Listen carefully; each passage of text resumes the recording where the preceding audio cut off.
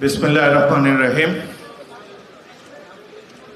শহীদ রাষ্ট্রপতি, স্বাধীনতার ঘোষক প্রেসিডেন্ট জিয়াউর রহমানের ৪৩তম মৃত্যুবার্ষিকী উপলক্ষে আয়োজিত এই আলোচনা সভার সম্মানিত প্রধান অতিথি, বিএনপি সংগ্রামী নেতা, বারবার কারাগারে নির্যাতিত নেতা, সম্মানিত মহাসচিব জনাব ফখরুল ইসলাম আলমগীর, এই আলোচনা শুনছেন আমাদের নেতা, অ্যাক্টিং চেয়ারপারসন শহীদ রাষ্ট্রপতি জিয়াউর রহমানের সুযোগ্য সন্তান জনাব তারেক রহমান, উপস্থিত রয়েছেন স্থায়ী কমিটির সম্মানিত সদস্যবৃন্দ, বিজ্ঞ আলোচকবৃন্দ, আমার সামনে উপবিষ্ট বিএনপি সকল পর্যায়ের নেতৃবৃন্দ, বিএনপি পরিবারের সদস্যবৃন্দ, প্রিয় ভাই ও বোনেরা, আসসালামু আলাইকুম। এতক্ষণ দীর্ঘক্ষণ ধরে আপনারা এই মহান নেতার বিভিন্ন কৃতিত্বের কথা শুনেছেন, কিভাবে তিনি বাংলাদেশকে অর্থনৈতিক উন্নয়নের পথে এগিয়ে নিয়ে গিয়েছেন, কিভাবে তিনি একটি জনগণের রাষ্ট্র কায়েম করেছিলেন, বিশ্ববাসীর প্রশংসা অর্জন করেছেন, কিভাবে গার্মেন্ট শিল্পের প্রবর্তন করেছিলেন, তার বিভিন্ন কৃতিত্বের কথা আমার পূর্বের আলোচকবৃন্দ বলেছেন। আমি আর সেদিকে যাব না। আমি মহান মুক্তিযুদ্ধে তার অবদানের কথা এবং পরবর্তীকালে ব্যক্তিগতভাবে মানুষটি কেমন ছিল সে সম্পর্কে দু চার কথা বলেই আমার বক্তব্য শেষ করব। 1971 সাল হলো বাঙালির সবচাইতে গৌরবের দিন, গৌরবের বিষয়, গর্ব করার মতো উপাখ্যান। প্রথমে সেই গৌরবের দিনগুলোর কথা বলবো, তারপর কোটি কোটি মানুষের স্বপ্নভঙ্গের কথাও আপনাদের সমীপে নিবেদন করব। এখানে যারা উপস্থিত, আমার ধারণা অধিকাংশরই 1971 সালে বয়স কম ছিল। এই বাঙালি সাধারণত ইতিহাস ভুলে যায় খুব তাড়াতাড়ি, এই জন্যেই ইতিহাস বিকৃত করা সহজ হয়েছে বর্তমান সরকারের পক্ষে। বই পত্রিকায় যেখানে যেখানে আওয়ামী লীগের নেতারা বক্তব্য রাখার সুযোগ পান, পত্রিকা ছাপাতে পারেন, বই পুস্তক ছাপাতে পারেন, তারা জনগণকে একটা ধারণা দিয়েছেন যে এই দেশটা আওয়ামী লীগ স্বাধীন করেছে। প্রকৃতপক্ষে 1971-এর মহান মুক্তিযুদ্ধ ছিল সাধারণ মানুষের যুদ্ধ। এই যুদ্ধে আওয়ামী লীগ পরোক্ষভাবে অংশগ্রহণ করেছে। স্বাধীনতাকামী মানুষ, ইস্ট বেঙ্গল রেজিমেন্টের বীর সৈনিকেরা এবং সারা বাংলাদেশের আপামর ছাত্র সমাজ প্রত্যক্ষভাবে এই স্বাধীনতা যুদ্ধে অংশগ্রহণ করেছেন। আওয়ামী লীগ স্বাধীনতার আগে থেকে এবং পুরো 9টি মাস তারা ব্যস্ত ছিল কিভাবে রাওয়ালপিন্ডির সিংহাসনে বসা যায়, কিভাবে রাষ্ট্র ক্ষমতায় যাওয়া যায়। এটি দোষের কিছুই না, জনগণ তাদেরকে ভোট দিয়েছিল, কিন্তু তাদের মাথায় দেশ স্বাধীন হবে এই কল্পনাও কখনো তারা করেনি। তারা মনে করেছে জনগণ ভোট দিয়েছে, এবার আমরা হালুয়া রুটির ভাগ চাই। কিন্তু এই বর্বর পাক বাহিনী 25শে মার্চ রাতে যেভাবে নিরীহ মানুষের উপরে একটি হত্যাযজ্ঞ চাপিয়ে দিয়েছে, বাঙালির আর স্বাধীনতা যুদ্ধে অংশগ্রহণ করা ছাড়া আর কোনো গত্যন্তর ছিল না। রাজনৈতিক নেতারা মুহূর্তের মধ্যে পলায়ন করলেন, দেশবাসীকে প্রস্তুত করে যাননি। এই বর্বর বাহিনী ট্যাঙ্ক, মেশিন গান, মর্টার নিয়ে নিরীহ মানুষের উপরে এক হত্যাযজ্ঞ চাপিয়ে দিল। দেশের মানুষ হতাশ হয়ে ঘর বাড়ি ছেড়ে পালিয়ে যেতে শুরু করলো। এই সময় কোনো রাজনৈতিক নেতাকে খুঁজে পাওয়া যায় নাই জনগণকে আশ্বাস বাণী শোনাবার জন্য। এই দুঃসময় জনগণের প্রতিনিধি হয়ে স্বাধীনতার জন্য ডাক দিয়েছিলেন একজন সৈনিক, যার নাম মেজর জিয়াউর রহমান। স্বাধীনতার ইতিহাস পর্যালোচনা করলে সবাই দেখবেন এই সাধারণ মানুষের এই যুদ্ধে নেতৃত্ব দিয়েছিল বাংলাদেশের 5টি ক্যান্টনমেন্টে অবস্থানরত ইস্ট বেঙ্গল রেজিমেন্টের 5টি ব্যাটালিয়ন, ইপিআর এর সৈনিকেরা এবং কিছু কিছু পুলিশ বাহিনীর সদস্যরা মুক্তিযুদ্ধে অংশগ্রহণ করেছিলেন। কিন্তু স্বাধীনতার ডাক প্রথমেই দিয়েছেন চট্টগ্রামে কালুরঘাট বেতার কেন্দ্র থেকে রাষ্ট্রপতি জিয়াউর রহমান। তার আগে তার ইউনিট 8ম ইস্ট বেঙ্গলে 26শে মার্চ রাতের প্রথম প্রহরে তিনি একটি ড্রামের উপরে দাঁড়িয়ে তার ব্যাটালিয়নের সৈনিকদের এভাবে একত্রিত করে তিনি ঘোষণা দিয়েছেন যে আজ থেকে বাংলাদেশ স্বাধীন রাষ্ট্র, আমরা স্বাধীনতা যুদ্ধের জন্য যুদ্ধ করব, আমরা মুক্তিযুদ্ধ করে আমাদের এই দেশকে আমরা শত্রুমুক্ত করব। এই ডাকের সাড়া দিয়ে ইস্ট বেঙ্গল রেজিমেন্টের বিভিন্ন ব্যাটালিয়ন, যারা চট্টগ্রামের ছাড়াও যশোর, জয়দেবপুর, সৈয়দপুর, কুমিল্লাতে ছিল, বিভিন্ন জায়গায় ছড়িয়ে ছিটিয়ে থাকা ইপিআর সৈনিকেরা প্রথমেই জিয়াউর রহমানের ডাকে মুক্তিযুদ্ধে অংশগ্রহণ করে। আমি যশোর ক্যান্টনমেন্টে একজন তরুণ অফিসার ছিলাম, জীবনে কোনোদিন রাজনীতি করি নাই, ঢাকা বিশ্ববিদ্যালয়ের ছাত্র ছিলাম, রাজনীতির দিকে কখনো পা মারাই নেই। কিন্তু ঘটনাচক্রে আমাকেও বিদ্রোহ করতে হয়েছে আমাদের সৈনিকদেরকে নিয়ে। 200 সৈনিক নিয়ে বিদ্রোহ করার পর ক্যান্টনমেন্ট 8 ঘন্টা ব্যাপী একটি যুদ্ধ হয়। এই যুদ্ধে আমার সহকর্মী সেকেন্ড লেফটেন্যান্ট আনোয়ার হোসেন শহীদ হন।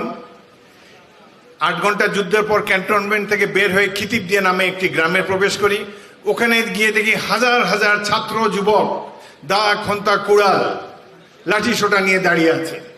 তারা বলে আল্লাহু আকবার, জয় বাংলা, বীর বাঙালি অস্ত্র ধরো, বাংলাদেশ স্বাধীন করো। আমি দেখে অবাক হয়ে গেলাম। এই যে স্বাধীনতার বীজ মন্ত্রে দীক্ষিত হয়ে হাজার হাজার মানুষ প্রাণ উৎসর্গ করার জন্য যুদ্ধে অংশগ্রহণ করতে চায়, এই কথা আপনি ইতিহাসে পাবেন না। এই যে সাধারণ মানুষের দেশপ্রেম কত গভীর, বিশেষ করে ছাত্ররা দেশের জন্য জীবন উৎসর্গ করতে পারে, এই দৃশ্য দেখে এই 9 মাস অভিভূত হয়েছি। মেজর জিয়াউর রহমান এবং তার স্বাধীনতা ঘোষণায় অনুপ্রাণিত হয়ে আমরা যে যেখানে ছিলাম ছাত্রদেরকে নিয়ে ট্রেনিং দিয়েছি, কিছুদিন পর অস্ত্র দিয়ে যুদ্ধে লিপ্ত করেছি। এই মুক্তি বাহিনী সৃষ্টি করেছে ইস্ট বেঙ্গল রেজিমেন্ট এবং ইপিআর এর সৈনিকেরা, যার নেতৃত্ব দিয়েছেন মেজর জিয়াউর রহমান। এই কথাটি আওয়ামী লীগ কখনোই স্বীকার করবে না। তারা মনে করে তাদের বক্তৃতায় এই দেশ স্বাধীন করেছেন। বক্তৃতা দেওয়া তো খুবই সোজা, কিন্তু যেখানে কামানের গোলা, মেশিন গানের গোলা, অবিশ্রান্ত গুলি আসতে, মাইনফিল্ড পেরিয়ে শত্রুর সাথে হাতাহাতি যুদ্ধ করতে হলে সাহস লাগে। তাদের দেশপ্রেম হতে হয় গভীর থেকে গভীরতম, জীবন উৎসর্গ করার জন্য প্রস্তুত থাকতে হয়। সেই জন্য প্রস্তুত ছিল ইস্ট বেঙ্গল রেজিমেন্টের সৈনিকরা এবং তরুণ ছাত্র সমাজ, যে জন্যই দেশটি স্বাধীন হয়েছে। এই স্বাধীনতা যুদ্ধের গৌরবময় ইতিহাস। জিয়াউর রহমান বাংলাদেশের প্রথম সামরিক বাহিনীর ব্রিগেড জেড ফোর্সের প্রথম অধিনায়ক। জুলাই মাসে মেঘালয়ের এক বনভূমিতে প্রথম ইস্ট বেঙ্গল, তৃতীয় ইস্ট বেঙ্গল এবং 8ম ইস্ট বেঙ্গল নিয়ে গঠিত হয়েছে বাংলাদেশের প্রথম মিলিটারি ব্রিগেড জেড ফোর্স, যার নামকরণ করা হয়েছে কমান্ডার জিয়াউর রহমানের নামের আদ্যক্ষর থেকে। এই জেড ফোর্স বৃহত্তর ময়মনসিংহ, বৃহত্তর সিলেটে বহু রণাঙ্গনে যুদ্ধ করে ইতিহাস সৃষ্টি করেছে। স্বাধীনতা যুদ্ধের সবচেয়ে বেশি সাহসিকতা পদক পেয়েছে জেড ফোর্স, যার নেতৃত্বে ছিলেন জিয়াউর রহমান। শহীদের সংখ্যাও আমাদের ছিল সর্বাধিক। আমি অত্যন্ত ভাগ্যবান তার অধীনস্থ একজন সেনা কর্মকর্তা রূপে রণাঙ্গনে তার শৌর্যবীর্য প্রত্যক্ষ করেছি। তার নেতৃত্বে আমরা বাঙালিরা বীরের মতো যুদ্ধ করেছি বিভিন্ন রণাঙ্গনে।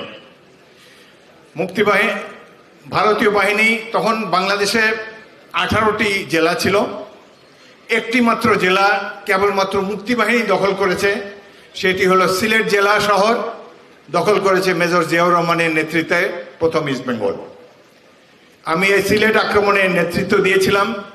এই যুদ্ধের জন্যে আমার কমান্ডার জিয়াউর রহমান আমাকে বীর শ্রেষ্ঠ খেতাবে ভূষিত করার জন্য অনুরোধ করেছিলেন।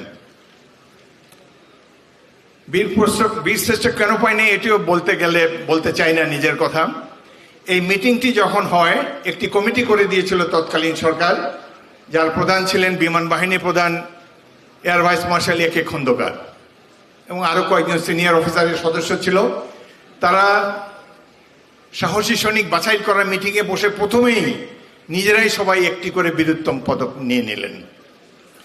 আমার নামটি যখন আসলো, এদের মধ্যে একজন বলল যে হাফিজকে তো বীরোত্তম দেওয়া হয়েছে, এবং এগোটা আমি জানতাম না। 2 বছর আগে সেনাবাহিনীর লাইব্রেরিতে যারা যারা গ্যালান্ট্রি অ্যাওয়ার্ড পেয়েছে তাদের প্রত্যেকের জীবন বৃত্তান্ত এবং কি যুদ্ধের কারণে তারা পুরস্কার পেয়েছে এটা লিপিবদ্ধ করা আছে। সেখানেই দেখলাম যে জিয়াউর রহমান আমাকে বীরশ্রেষ্ঠের জন্য রিকমেন্ড করেছেন। আমি 1.5 বছর তার একান্ত সচিব ছিলাম, কোনোদিন বলেন নাই। আমি 2 বছর আগে মাত্র জেনেছি।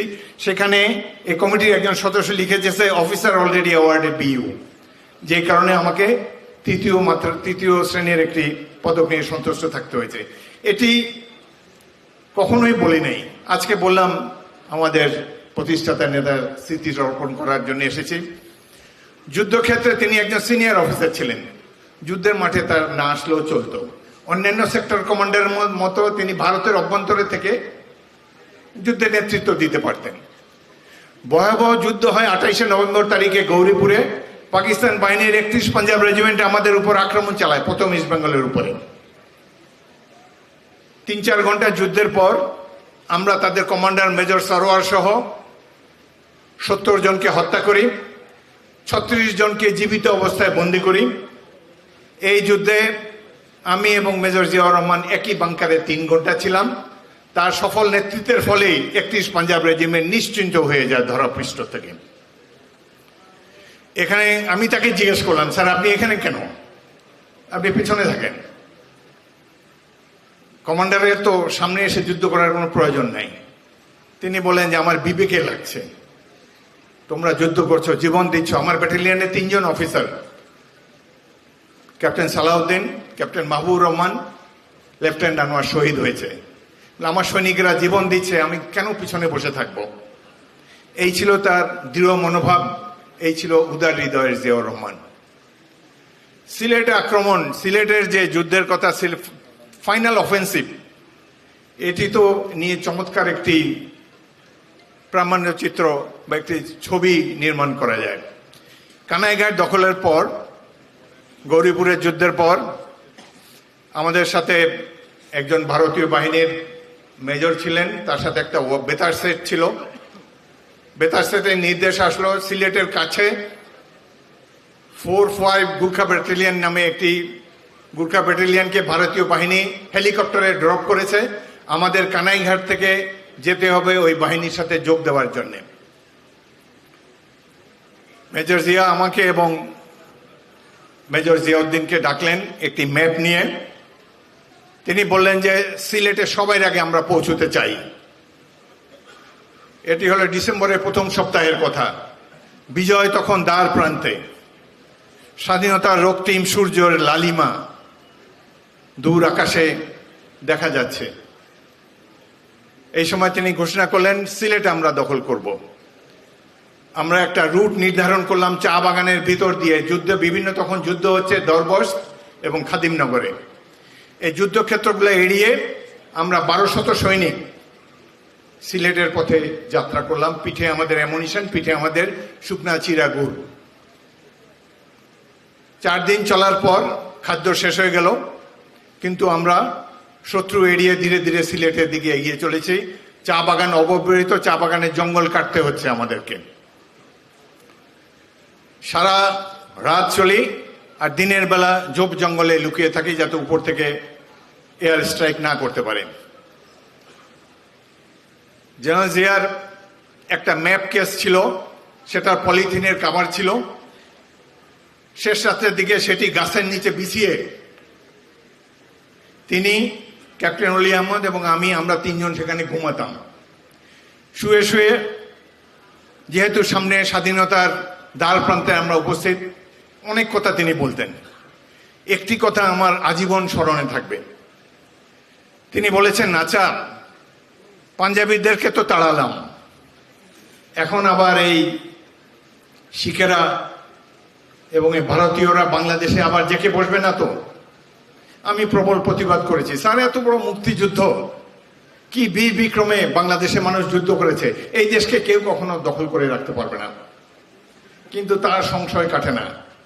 আজ এতদিন পরে মনে হয় যে এই 53 বছর আগে তিনি ভেবেছিলেন পাকিস্তানিদের সরানোর পর অন্য কেউ এসে এখানে প্রভুত্ব বিস্তারের চেষ্টা করবেন। কত নির্মম একটি সত্যের মুখোমুখি আজকে আমরা হয়েছি। চা বাগান পার হয়েই হঠাৎ দেখি সামনে, একদিন সারাদিন অভুক্ত থাকার পর হঠাৎ দেখি সামনে একটা সাদা রঙের বিল্ডিং টিলার উপরে। সিলেট কখনো যাই না, চিনতাম না, পরে জানতে পেরেছি এটি এমসি কলেজের প্রিন্সিপালের বাসা। সেটি হলো সিলেট শহরে পাকিস্তানিদের ঘাঁটি। আমরা সকাল হওয়ার সাথে সাথে আরেকটা টিলের উপরে যখন উঠলাম, তখন তারা চিৎকার করে আমাদের পরিচয় জানতে চায়, আমরা কারা। আমাদের পরনে খাকি পোশাক, হাতে চাইনিজ ওয়েপন। তো কিছুক্ষণের পরেই তারা বুঝতে পারলো কারা আমরা। পদাতিক সৈনিকরা প্রথম সুযোগেই পরীক্ষা খনন করতে হয়, ট্রেঞ্চ। কিন্তু আমরা ট্রেঞ্চ খনন করার হয়তো আধা ঘন্টা টাইম পেয়েছি, হাঁটু পর্যন্ত খনন করা হয় নাই, পুরো শরীর এক্সপোজড। এই সময় পাকিস্তানিরা সংঘবদ্ধ হয়ে 3-4টি আক্রমণ করলো আমার কোম্পানির উপরে। আমার 18 জন সৈনিক শহীদ হলো। আমার সবচেয়ে সাহসী প্লাটুন কমান্ডার সুবেদার ফয়েজ বীরুত্তম শহীদ হলেন। ইনফ্যান্ট্রি কোম্পানিতে 2টা মেশিন গান থাকে, আমার 2টা মেশিন গানই যারা চালায় 3-6 জন শহীদ হয়ে গেল। ভয়াবহ সেই যুদ্ধ। ভেবেছিলাম এটাই হবে আজকে আমাদের শেষ দিন। সেই সময় হঠাৎ করে ভারতীয় মেজর আমাকে বললো যে এতদিন তার ওয়্যারলেস সেট কাজ করে নেই। হঠাৎ বললো যে আমি চা বাগানের মধ্যে ওয়্যারলেস সেট কাজ করে না, এখন আমি যোগাযোগ করতে পারছি আমার গোলন্দাজ বাহিনীর সাথে, তোমার কি ফায়ার সাপোর্ট লাগবে নাকি? আমি বললাম যে না, আমাদের ফায়ার সাপোর্ট, আমরা যেহেতু হাতাহাতি যুদ্ধ করেছি, অলরেডি আমার 18 জন শহীদ হয়েছে, এখন যদি পারেন তাহলে একটা বিমান সর্টি নিয়ে আসেন।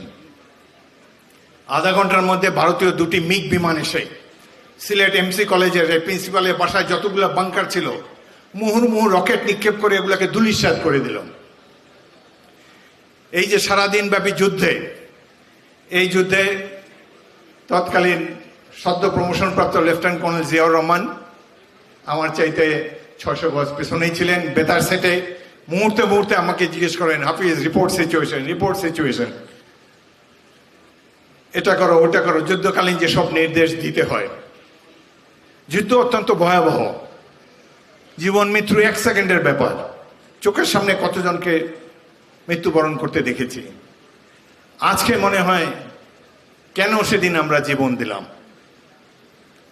মুক্তিযুদ্ধের যে মূল চেতনা, সাম্য, মানবিক মর্যাদা, সামাজিক সুবিচার কোথায়? এই আওয়ামী লীগ এসে মুক্তিযুদ্ধের চেতনাকে ধূলিসাৎ করে দিয়েছে। আজকে এই দেশ চোরের দেশ। এই দেশের সেনাবাহিনীর প্রধান চোর, পুলিশ বাহিনীর প্রধান চোর। এই জন্যই কি আমরা যুদ্ধ করেছিলাম? আজকে জেনারেল জিয়াউর রহমান থাকলে তিনিও এই প্রশ্নটি করতেন। এই তো গেল আমাদের গৌরবের ইতিহাস। এবার আসি স্বপ্নভঙ্গের ইতিহাস। জাতি বীর বিক্রমে যুদ্ধ করেছে, বিশেষ করে সৈনিক এবং ছাত্ররা কতজন আত্মাহুতি দিয়েছে দেশের স্বাধীনতার জন্য। স্বাধীনতা কত প্রিয় ছিল। এখন মাঝে মাঝে ভাবি যে এরা যে জীবন দিল, বেঁচে থাকলে কি হতো, কি পেত তারা। এখন হাজার হাজার, মুক্তিযুদ্ধের সময় ছিল সংখ্যা ছিল 80,000, এখন হয়েছে 2.5 লাখ। আগামীকালকে জন্মগ্রহণ করবে, সেও মুক্তিযুদ্ধ হবে। এটা হলো আওয়ামী কালো কোটের মাহাত্ম্য। সংসদ সদস্য কারা হয়? যাদেরকে টুকরা টুকরা করে, বিনা ভোটে যারা এমপি হয়, টুকরা টুকরা করে কমোডে ফেলে ফ্ল্যাশ করে দেওয়া হয়। এই তো বাংলাদেশ। বিশ্ববাসী এই বাংলাদেশকে এখন চিনছে। কোথায় গেল 71-এ সেই গৌরবের বাংলাদেশ? যাই হোক, দেশ স্বাধীন হলো, আমরা ফিরে আসলাম, যে যার ক্যান্টনমেন্টে গেলাম। স্বাধীনতা ঘোষণার পুরস্কার তো দূরের কথা, প্রথমেই তাকে সুপারসিড করা হলো। তার জুনিয়র জেনারেল শফিউল্লাহকে সেনাবাহিনী প্রদান করা হলো, তাকে করা হলো 2 নম্বর ব্যক্তি। 1973 এবং 74-এর এই 1.5 বছর জেনারেল জিয়াউর রহমান আমাকে তার একান্ত সচিব হিসাবে আর্মি হেডকোয়ার্টারে ডেকে নিয়েছিলেন। 74-এর 16ই ডিসেম্বর সেনাবাহিনী একটা প্যারেড হয় আমিদ মিয়া অ্যাভিনিউতে, এই সংসদের সামনে যে চওড়া রাস্তাটা মানিক মিয়া অ্যাভিনিউতে, সেখানে প্যারেড হয় সম্মিলিত বাহিনীর। তো সেখানে যেসব ইউনিট অংশগ্রহণ করে সেই ইউনিটের হিস্ট্রি ধারাভাষ্যকার বর্ণনা করেন যে এই ইউনিট এখানে যুদ্ধ করেছে, এই করেছে, এই করেছে। তো জেড ফোর্সের ইউনিট প্রথম ইস্ট বেঙ্গল, তৃতীয় ইস্ট বেঙ্গল, অষ্টম ইস্ট বেঙ্গল সেই প্যারেডে ছিল। তো আমি পিএস হিসাবে কি ঘোষণা করতে হবে সেটা আমি লিখেছিলাম। আমি লিখেছি, এই জেড ফোর্স মেজর জিয়াউর রহমানের নেতৃত্বে চিটাগাং কালুরঘাট বেতার কেন্দ্র থেকে বাংলাদেশের স্বাধীনতা ঘোষণা করে। এটা নিয়ে যখন কমান্ডারকে দেখালাম, জেনারেল জিয়াকে দেখালাম, উনি খুবই বিব্রত হলেন। বলে, হাফিজ এটা বাদ দাও, এটা নিয়ে অনেক কন্ট্রোভার্সি, এগুলো দরকার নেই, এমনিতেই তো সুপারসিড হয়ে গেছি, এটা দিলে হয়তো আমার চাকরি থাকবে না। আমি বললাম, না স্যার, এটা তো ইতিহাস জানা উচিত সবাইকে। উনি পিড়াপিড়ি করতে লাগলেন, আমিও পিড়াপিড়ি করতাম যে এটা দিবই। আমি বললাম, এটা যদি আমি না দেই তাহলে আপনি আরেকজনকে পিএস হিসাবে নিয়ে নেন, আমাকে আমার ইউনিট পাঠিয়ে দেন। আমি আমার নোট ছিলাম। পরে এটা দেখে উনি নিমরাজি হলেন। সেনা সদর পড়লো এটা নিয়ে মহা মুশকিলে। আরে এই স্বাধীনতার ঘোষণা আবার করতে গিয়ে আসলে তো ভুলে গেছি, এখন জয় জয়কার আওয়ামী লীগের 72 সালে 16ই ডিসেম্বর 1 বছর দেশ স্বাধীন হয়েছে। যা কিছু বললো না। উনিও গেলেন প্যারেড দেখতে, আমিও তার সাথে গেলাম। তখন সেনাবাহিনীর কোনো প্রোটোকল ছিল না। স্টেজে ওখানে 8 নম্বর সারিতে তার চেয়ার ছিল। তো আমি তার এডিসি জিল্লুরকে বললাম যে ওনাকে আর্মি এনক্লোজারে প্রথম রথে সোফা নিয়ে দাও, এখানে দাও। উনি এসে আর্মি এনক্লোজারে এসে বসলেন। বসার পরে অপেক্ষা করে আছি যে এই ঘোষণাটি কখন দেয়। যখন প্রথম unit first east Bengal March করে যাচ্ছে, তখন এখানে এই ঘোষণার কথা কিভাবে বলল, এই 53 বছর আগের কথা এখনো আমার মনে আছে। তিনি বললেন, অষ্টম ইস্ট বেঙ্গলের উপ অধিনায়ক মেজর জিয়াউর রহমান কালুরঘাট থেকে বিভিন্ন গুরুত্বপূর্ণ ঘোষণা দেন, স্বাধীনতার কথা বলেই নাই। পরে যখন ফিরে আসতেছি, বেগম জিয়াউর রহমান সাহেবকে বলে, তুমি এই গুরুত্বপূর্ণ ঘোষণা দেওয়ার জন্য আমাকে ফালায় তুই চলে গেছিলাম। এই হলো স্বাধীন বাংলাদেশের কাহিনী। দেশ স্বাধীন হলো, সারা দেশ যুদ্ধে অংশগ্রহণ করেছে, কিন্তু কৃতিত্ব নিল একটি মাত্র রাজনৈতিক দল। তাদের দুঃশাসনের ফলে অচিরেই দেশে নেমে এলো দুর্ভিক্ষ। ঢাকার রাস্তায় লাশ পড়েছিল, আমি নিজে দেখেছি, এখানে যাদের বয়স হয়েছে সবাই দেখেছে। পত্রিকায় প্রথম পেজে ছবি উঠেছে, যে এই ছবি তুলেছে তার চাকরি চলে গিয়েছে। মৃতদেহ, তার সদ্য স্বাধীন দেশে তেজগাঁর ওখানে ফুটপাতের উপরে কঙ্কাল সার দেহ পড়ে আছে। বাসন্তীর জাল পড়া ছবির কথা তো আপনারা সবাই জানেন। দুর্ভিক্ষ আর লঙ্গরখানা। এরপরে আওয়ামী লীগ যাওয়ার পরে কিন্তু আর লঙ্গরখানা খোলা হয় নাই বাংলাদেশে। একমাত্র ক্রেডিট তারাই নিতে পারে, লঙ্গরখানা খুলেছিল এই দেশে। আচ্ছা, মুক্তিযোদ্ধাদের কথা বলি। সব স্তরের ছাত্র, যুবক, সৈনিক দেশ স্বাধীন করার জন্য মুক্তিযুদ্ধে অংশগ্রহণ করেছে, মুক্তিযুদ্ধের চেতনা বাস্তবায়নের জন্য সংগ্রাম করেছে। কিন্তু স্বাধীনতার পরে দেখে যে আরেক এক বাংলাদেশ, এ তো লুটেরাদের বাংলাদেশে পরিণত হয়েছে। তখন সদ্য স্বাধীন দেশের যুবকরা কি করবে? তারা কি ঘরে বসে বসে তসবিহ টিপবে? না, গজিয়ে উঠল বিভিন্ন বামপন্থী রাজনৈতিক দল, গজিয়ে উঠল জাসদ নামে একটি দল। আজকে তারা বিপদে চলে গিয়েছে, কিন্তু স্বাধীনতার পরবর্তীকালে এই আওয়ামী দুঃশাসনের বিরুদ্ধে বলিষ্ঠ ভূমিকা রেখেছিল জাসদ, এটি আমাদেরকে স্বীকার করতেই হবে। তরুণ ছাত্র নেতারা প্রতিরোধ গড়ে তুলেছিলেন। বামপন্থী দলগুলা সিরাজ শিকদার, মতিন আলাউদ্দিনের নেতৃত্বে বিভিন্ন জায়গায় এই সরকারের পেটোয়া বাহিনীর বিরুদ্ধে আন্দোলন শুরু করে। উত্তরবঙ্গে মতিন আলাউদ্দিন গ্রুপ, সেখানকার যারা মুক্তিযোদ্ধা ছিল তারা বলল যে সশস্ত্র যুদ্ধের মাধ্যমে বাংলাদেশ স্বাধীন করতে হবে। 16ই ডিসেম্বর স্বাধীনতা আসেনি। কৃষি বিপ্লব করার নামে তারা যোদ্ধার ধনী কৃষক যারা, তাদেরকে হত্যা করে, তাদের জমি দখল করে ভূমিহীন কৃষকদের মধ্যে বিলিয়ে দিতে লাগলো। উত্তরবঙ্গে এমপিরা সব পালিয়ে এসে ঢাকা শহরে শেখ মুজিবুর রহমানের কাছে এসে বলে যে আমাদের জীবন রক্ষা করেন। তো স্বাধীনতা যুদ্ধের স্পিরিট এদের মধ্যে আছে।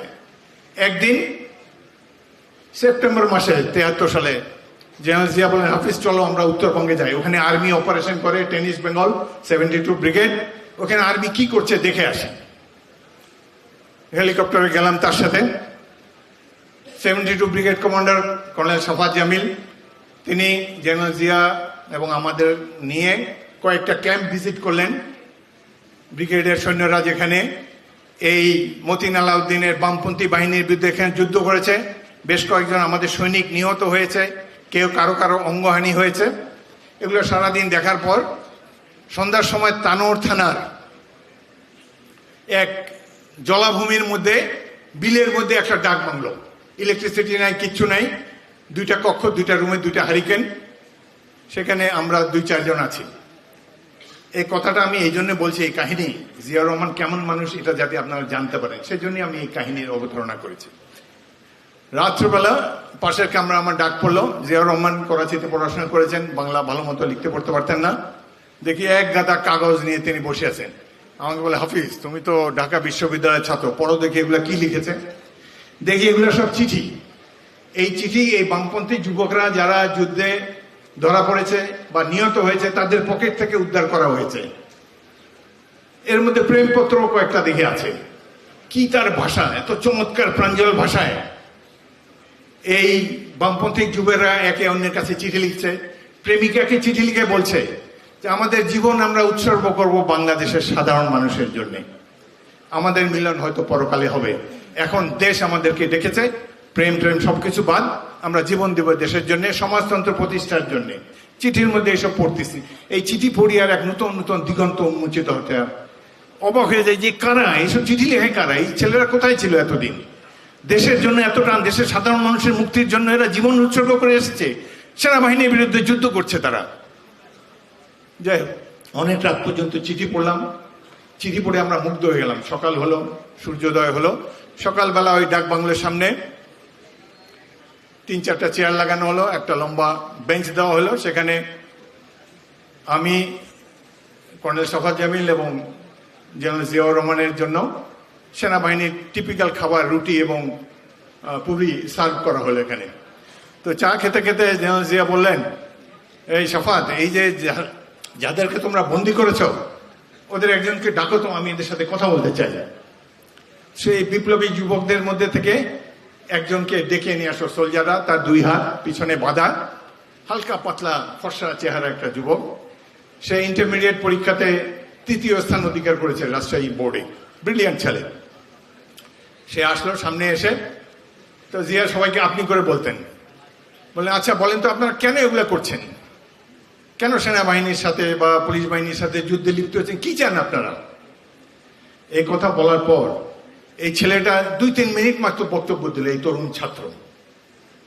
তার বক্তব্য শুনে আমরা অবাক, বাংলাদেশে যে এরকম ছেলে আছে, কেন তারা যুদ্ধ করছে, কেন তারা কিভাবে সমাজ পরিবর্তন করতে চায়, কাদের জন্য তারা মৃত্যুর সাথে আলিঙ্গন করছে, এত প্রাঞ্জল ভাষায় 2-3 মিনিটে এত চমৎকার করে বলল।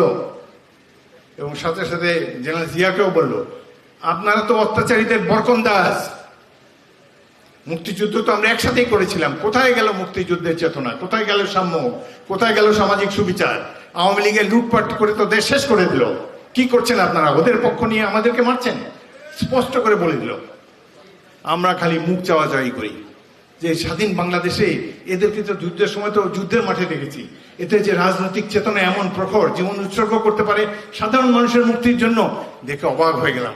এটি সম্ভব হয়েছে মুক্তিযুদ্ধের জন্য। একটা যুদ্ধের ফলে জাতি পরিবর্তিত হয়ে গিয়েছে। পরে তার পার্সোনালিটি এমন, জিয়া সাথে সাথে বললেন, এই একটা চেয়ার আনো, একটা চেয়ার আনো। তাকে চেয়ার দেওয়া হলো, ছেলে বসলো। পার্সোনালিটি কি তার, 3 দিন ধরে মারপিট খাচ্ছে আর্মিরা, তার চিহ্নও নেই। সে চেয়ারে বসলো। তারপরে জেনারেল জিয়া তাকে বললেন, আপনি 1 কাপ চা খাবেন? সে বলে, না, আপনাদের চা খাবো না, আপনারাই খান। তারপরে উঠে দাঁড়িয়ে দীপ্ত পদক্ষেপে চলে গেল। আমরা 3 জন ছিলাম, একে অন্যের দিকে তাকাচ্ছি যে কোন বাংলাদেশে আমরা দেখছি।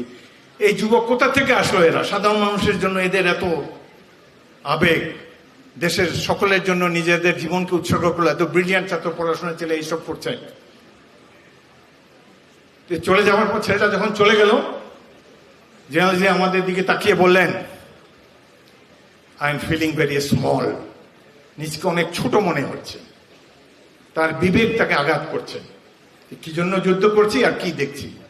এত লম্বা কাহিনীটা বললাম যে সেনাবাহিনীর জেনারেল, দুইজন জেনারেলের একজন, সারা দেশের জনপ্রিয় ব্যক্তি, তিনি বলছেন যে নিজেকে অনেক ছোট মনে হচ্ছে ইউনিফর্ম পরে।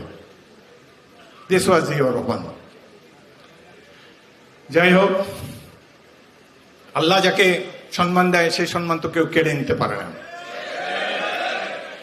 তিনি যখন এক ম্যাপ কেসের উপরে যখন আমরা তিনজন ঘুমাতাম গাছের নিচে, গল্প সল্প করতাম, ঘুণাক্ষরও চিন্তা করি না যে পাশে ঘুমন্ত ব্যক্তিটি 4 বছর পরেই বাংলাদেশের ক্ষমতাধর রাষ্ট্রপতি হবে।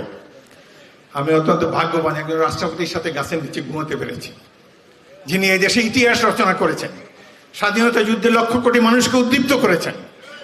আমরা সেই জিয়াউর রহমানের দল বিএনপি সদস্য। আরেকটি কথা বলতে চাই,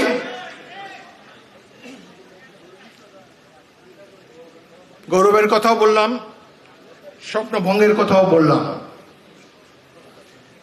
বিএনপি আন্দোলন করে যাচ্ছে, কোথায় সেই ছাত্র দল যেই ছাত্ররা সেনাবাহিনীর সাথে যুদ্ধ করেছে, পাকিস্তানি বাহিনীর সাথে যুদ্ধ করেছে, সমাজতন্ত্র প্রতিষ্ঠার জন্য সংগ্রাম করেছে, গণতন্ত্র প্রতিষ্ঠার জন্য সংগ্রাম করেছে?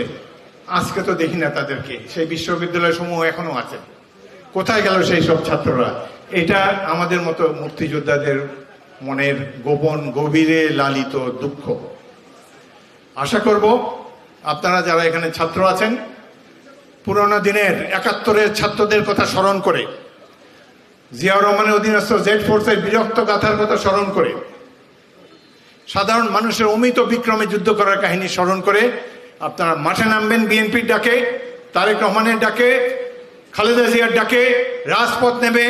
আমরা এই লুটেরা দলকে বাংলাদেশ থেকে বিতাড়িত করতে চাই। আরেকটা সুসংবাদ আপনাদেরকে দিতে চাই, আমাদের মধ্যে কেউ কেউ অনেক হতাশ, আওয়ামী লীগ বোধহয় টিকেই গেল। ভাইরে, এই চোরদের দল, যেখানে সেনাপ্রধান, পুলিশ প্রধান চোর, দুর্নীতিবাজ, এদের সরকার যদি টিকে থাকে তাহলে সভ্যতার ইতিহাস মিথ্যা হয়ে যাবে, প্রগতির ইতিহাস মিথ্যা হয়ে যাবে। অতএব নিশ্চিন্ত থাকুন, বিএনপি বাংলাদেশের জনগণের একমাত্র ভরসা। আমরা জিয়ার আদর্শের ধারী, সেই পতাকা বহন করে ইনশাআল্লাহ আবার জনগণের সমর্থন নিয়ে রাষ্ট্র ক্ষমতায় যাব। বেগম জিয়া আবার প্রধানমন্ত্রী হবেন। আমরা এই দেশকে মুক্ত করতে চাই, দুর্নীতিবাদদের হাত থেকে মুক্ত করতে চাই। আপনারা সবাই প্রস্তুত থাকেন। অসংখ্য ধন্যবাদ।